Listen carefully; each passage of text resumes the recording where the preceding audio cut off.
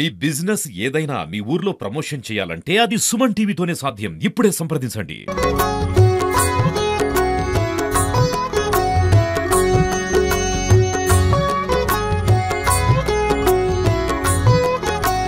శ్రీ విశ్వాసనామ సంవత్సరానికి ఉగాది శుభాకాంక్షలతో అందరికీ ఒక సందేహం ఉంది.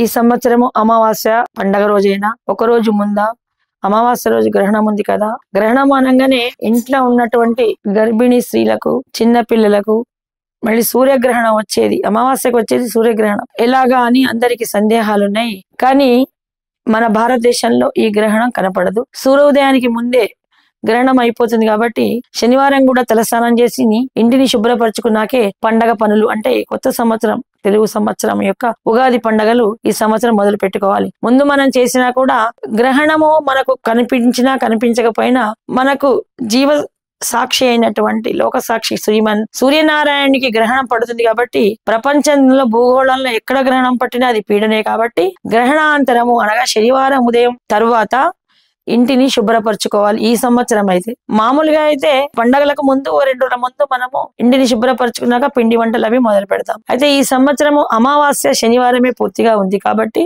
శనివారం రోజే సూర్య గ్రహణము ఉంది కాబట్టి ఉదయానికి పూర్వమే అయిపోతుంది, 6 గంటల లోపే అయిపోతుంది కాబట్టి దేశమాన కాల పరిస్థితి బట్టి ఉత్తర దేశాలకు అటుగా గ్రహణం కొన్ని ప్రపంచ దేశాల్లో కొన్ని దిక్కులే కనబడుతుంది. మనకు చాలా చిన్నగా లిప్త మాత్రంగా చిన్ని చెమికి అంతగానే అది కూడా ఉదయం లేసే వాళ్ళకే కనబడుతుంది, మిగతా వాళ్ళకి ఎవరికి కనబడదు. సూర్య ఉదయానికి మనకు స్వచ్ఛమైన సూర్యబింబాన్ని మనం చూడగలుగుతాం కాబట్టి తలస్నానం చేసిన తర్వాత ఇంటిని శుభ్రపరచుకొని ఆ పండగ పనులు మొదలు పెట్టుకోవాలి. జై శ్రీరామ్.